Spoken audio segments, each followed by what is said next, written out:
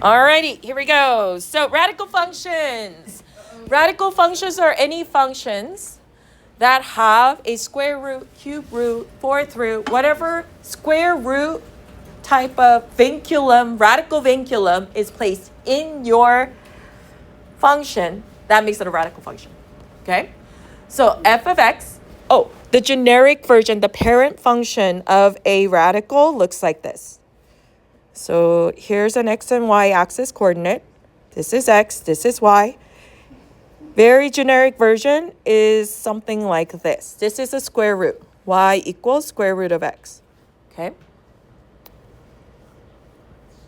Since this is a square root, if I were to leave a as 1, h as 0, and k as 0, then this would be the parent graph. Okay?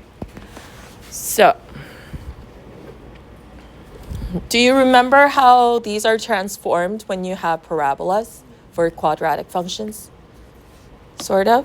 What do you remember about a's? This part.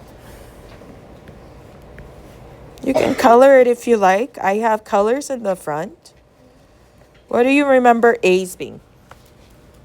How does an a affect the function? Slope, or whether it's pointing up or pointing down. Anything else? Do you remember?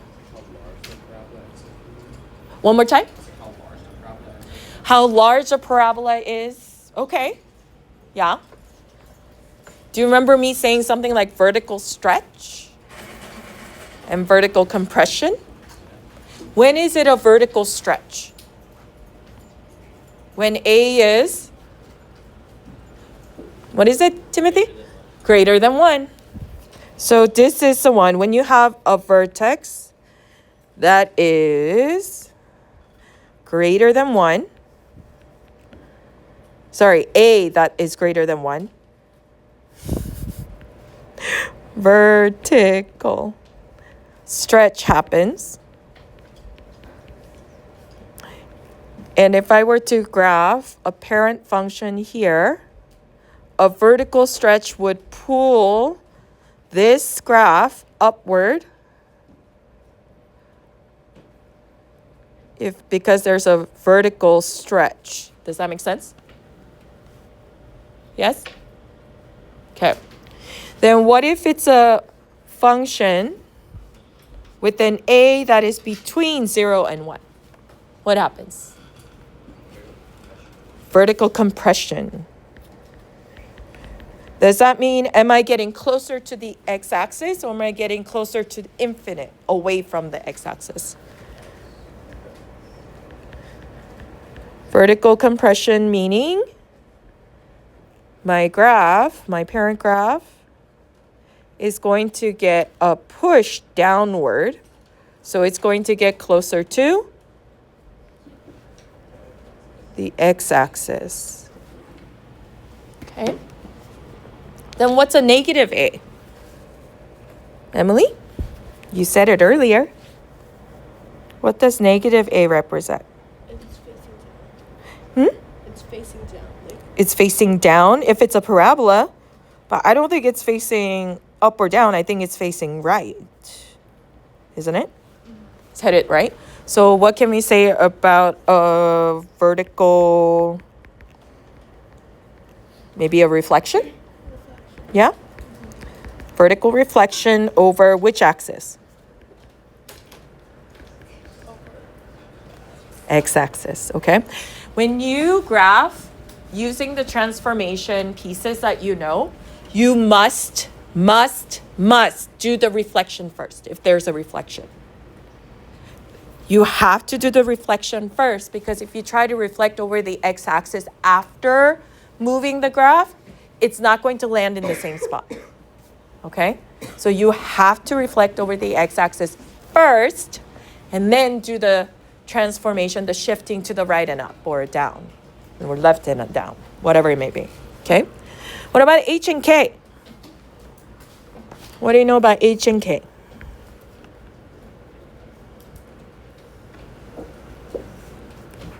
What do you know about H and K? Oh, Jeremy. Louder? The center of the graph, the origin of the graph. Yeah? Okay. We use the word vertex for a parabola because it has a center with symmetrical sides to it, right? So do you guys remember in geometry, like you guys got to draw cubes, yes? Did you guys ever get to draw cubes?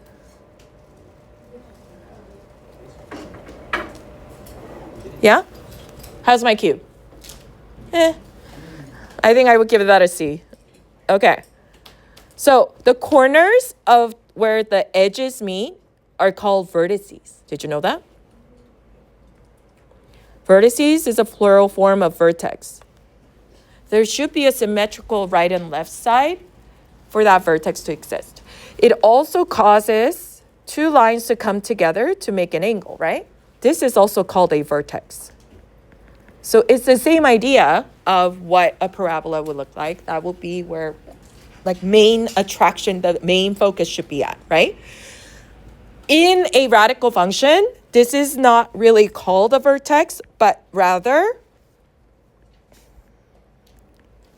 endpoint.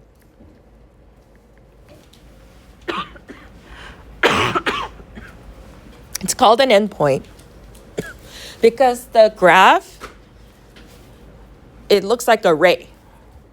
Do you guys remember the definition of a ray? Oops.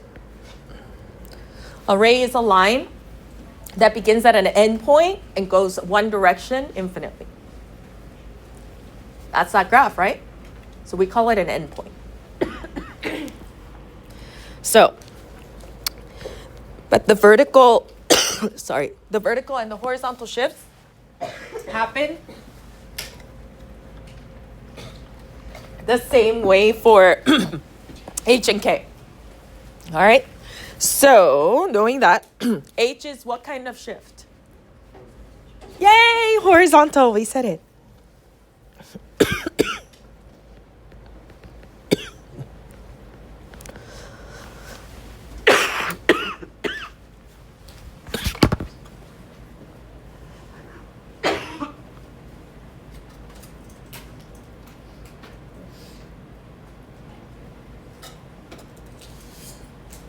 So if it's x minus h, which way am I moving?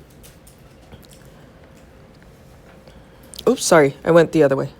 If it says x minus h inside the vinculum for the radical, what does it mean? Am I going right or left? Right. We're going to the right. If it's x plus h, which way am I going? Opposite. Left. Yay. What about k?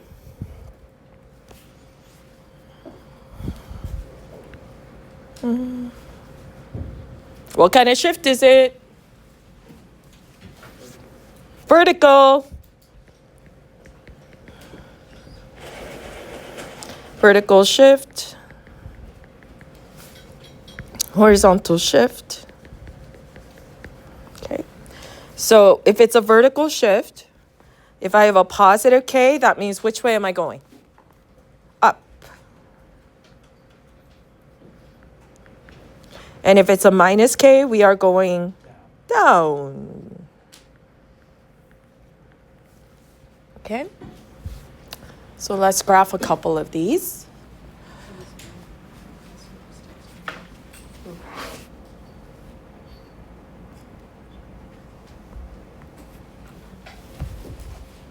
You gotta send it. I'm gonna use perfect squares so we have whole number results out of the square root, okay? So perfect squares is the next number supposed to be 2 Square root of 2. Can we take a square root of 2? We can, but we're not going to get a whole number. What's the next perfect square after 1? 4. So I'm going to use 4. Then what's the next one that I can use? 9. Perfect. Okay? So if I put in a 0 into my function, square root of a 0 is 0. Yay! There's my endpoint right there. Okay?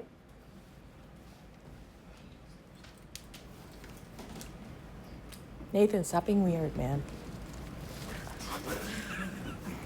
1. Square root of 1? Square root of 1, Nathan? Oh, great. Oh, good. 1, 1. Plot my point. Square root of 4? 2. Yay! So am I plotting it here or there? Should I go to 2 or 4 on x-axis? 4, good. And then we're going to go up 2. I'm just checking if you guys know which one's which. Because, sometimes you make me wonder. 9. Square root of 9? 3. 3. So 4, 6, 8, 9. Right there. And then go up 3. So it should look like that. I missed the green. How did I miss green and blue? Hold it, please. Please hold. Oh, jeez. That's better, kind of. Okay. Questions? What is this called?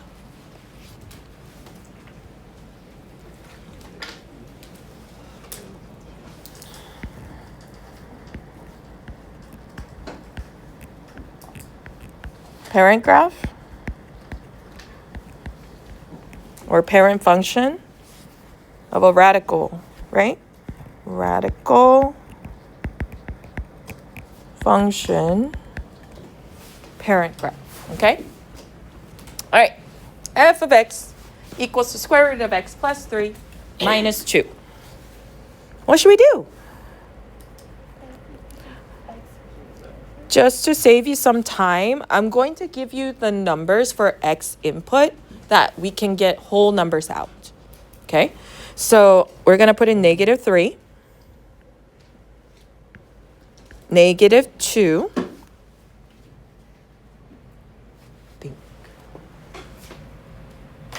1,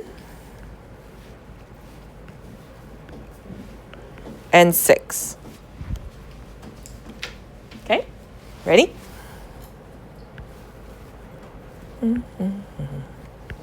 You guys want to do it on your own? You want me to do it with you? What would you like?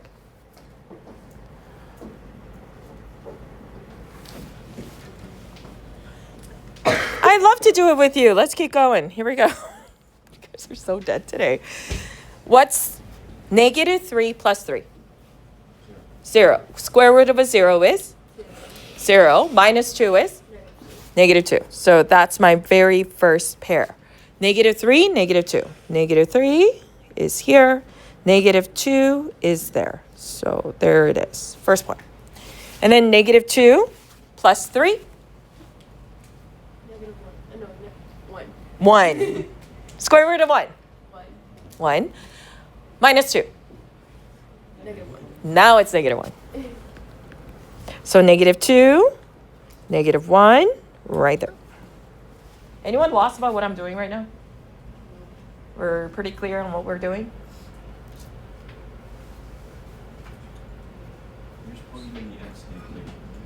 Yeah, I'm just plugging in my x values that I gave you so I can get a whole number out.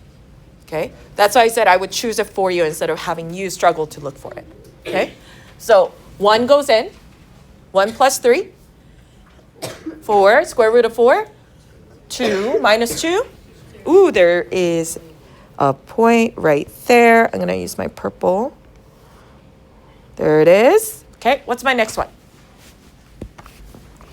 6. So I'm going to take my 6, put it in for x.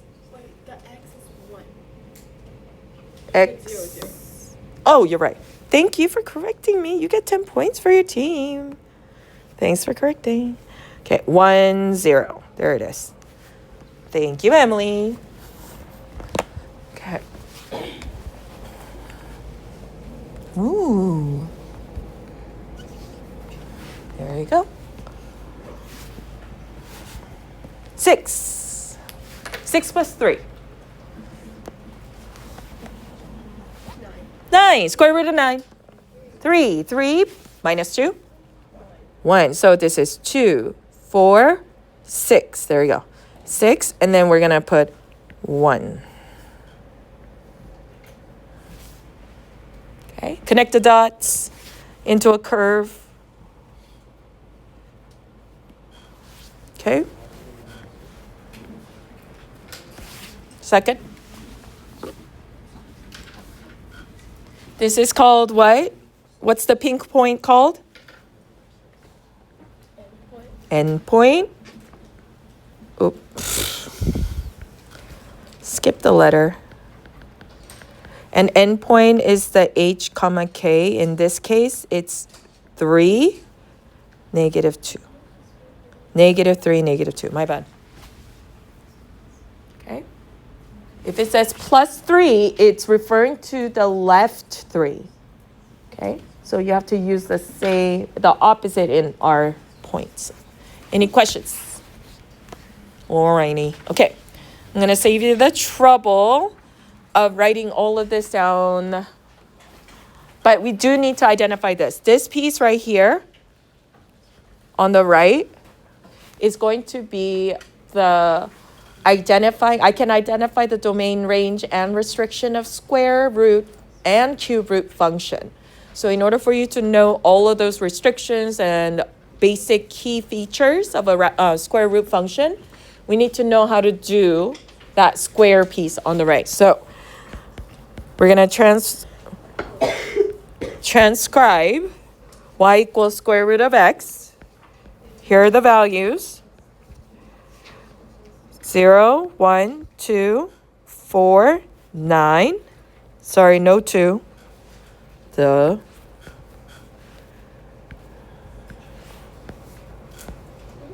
149. And then we're going to get the roots of those. And it would be here, 0, 0, 1, 1, 2, 4, 2, 6, 8, 10. So 9 would be here at 3. You guys okay? Where's the endpoint? 0, 0. That one should always have an x value and a y value because it's a point using 2 dimensions, x and y. Okay? What's my domain? Where all the x values live for this graph.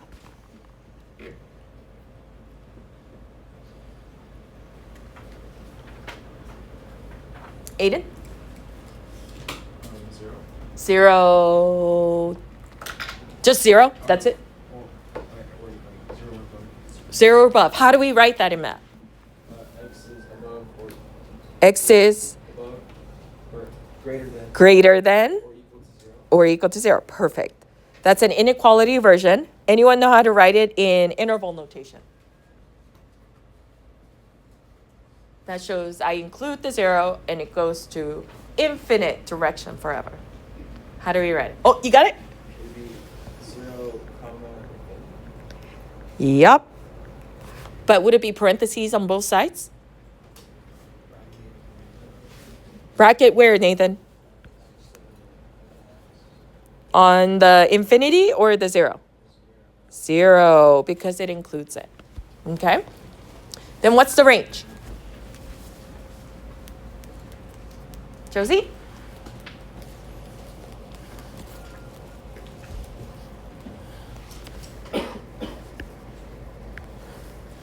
No idea? If I'm looking at range, which values am I looking at? X's or Y's?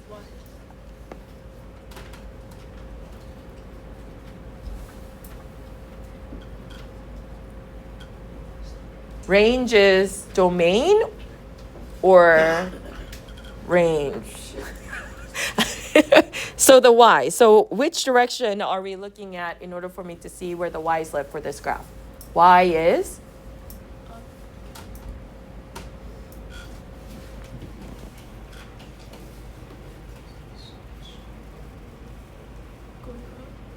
Goes up and up and up and up forever. From where? From 0. So y is? Thank you, Emily. Greater than or equal to 0. Or we can write it in interval notation. How should we write it? Evie?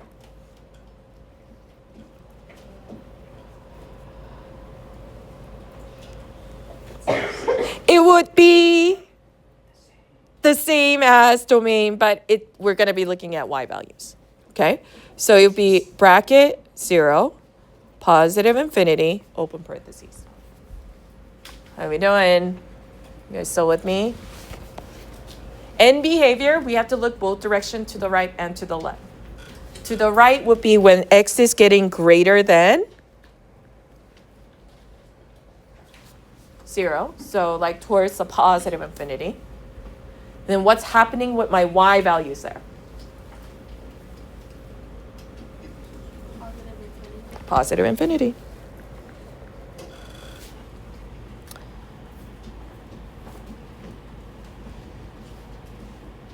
Okay, I've been saying one thing. Nope. Okay, got them all. Just wanted to check something, but it's fine. As x is approaching, the opposite direction of a positive infinity is negative infinity. F of x is approaching. Wait a minute. Don't we stop if we go that way? Where does it stop? 0. Okay. Increasing intervals. Okay, I need you to know something about these. When you are looking at increase or decrease intervals, you read from left to right. Always. Always, always, always. Meaning this. I'm looking for increase from left to right, and I'm looking for decrease from left to right. Okay? So if I'm looking at my left side and going towards the right, is this getting bigger, greater, increasing, or decreasing? Increasing. Where does it start? 0, and it goes towards infinity in the domain. We only look at the domain when we do this, but tracking how it's behaving in terms of going up or going down. Do you think it'll ever go down anywhere here? It's just going to sit in its projection this way, trajectory, and it's going to keep going up, right? So there's no decrease. So the only thing we need to write is increasing intervals from 0 to positive infinity, and there's none for decrease. Okay? Questions? Easy? Enough? Okay. This is the same thing that's on your anchor chart. So I'm going to skip down to the transformation. And then we'll go ahead and keep going. Here we go. So if we have a parent function, how would this change based on the transformation that's laid out for you in these forms? Are we going right or left? Are we shifting right or left? Right, 7 units. So we're going to say endpoint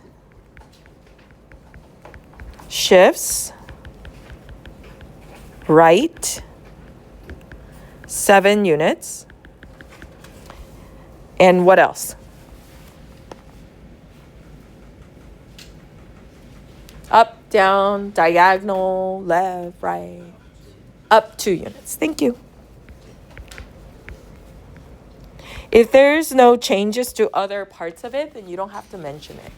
There's no reflection. There is no compression or stretch. So we don't have to mention any of those. Okay? Number 2. What do we do here? What kind of shift happened? Do we have a vertical reflection, vertical stretch, vertical compression? Which one? Vertical stretch. So graph has, or we can even avoid that altogether. Just say vertical stretch by a factor of 4. That's how you express it. Okay? What about these shifts? Is this going up or down, Karen?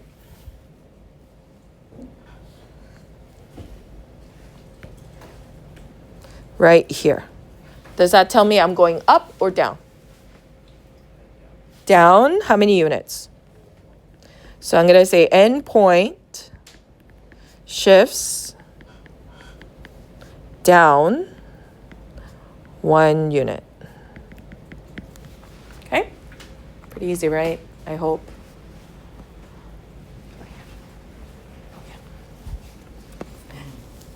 All right, next one. What can we say? We start with the A. Always start with the A. So does it have any vertical stretch or compression or reflection? So we're going to write that reflection first. So reflect across the x-axis. And this one, the order does matter, so make sure you do that first. And then the endpoint, what's it doing? Is it in the same spot as the origin? Or did it move from the origin? Okay, so endpoint shifts. Which way, Logan? Shifts to the left. To the left. How many units? 3 units. Okay. Is it pretty clear? All right.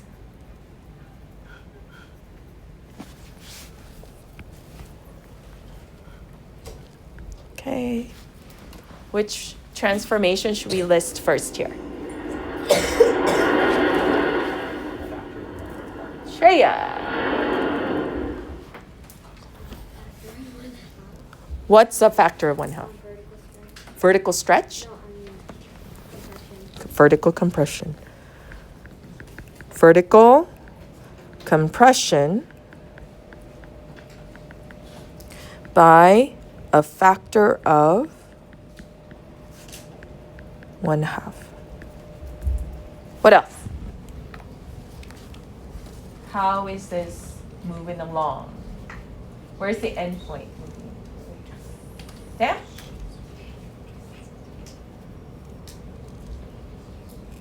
Am I going right or left for this part?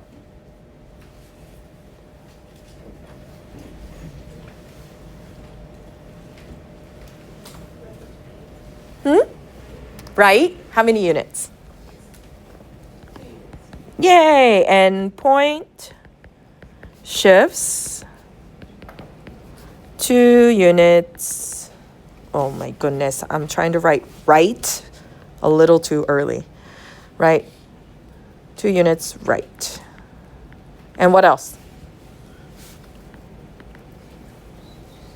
6 units down. Are we doing okay? All right, this one, they give you the words and now you have to write an equation. This is the last of the square root. This is the last of the square root, I promise, okay?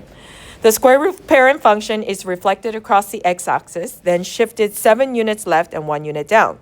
So let's start with the square root parent function, which is y equals square root of x. Then what's a layer I can add to show that it's reflected across the x-axis? Negative where? Before the square root. All right. And then shifted 7 units left. So how do I show that? x plus 7 inside the radical or outside the radical? Inside the radical, so I'm going to stretch my vinculum out like this. And then? -1 outside the radical. Okay, -1 right outside the radical. There it is. I try to color code it for you by underlining the pieces that are written out with the pieces that we added to the parent. Okay? Any questions?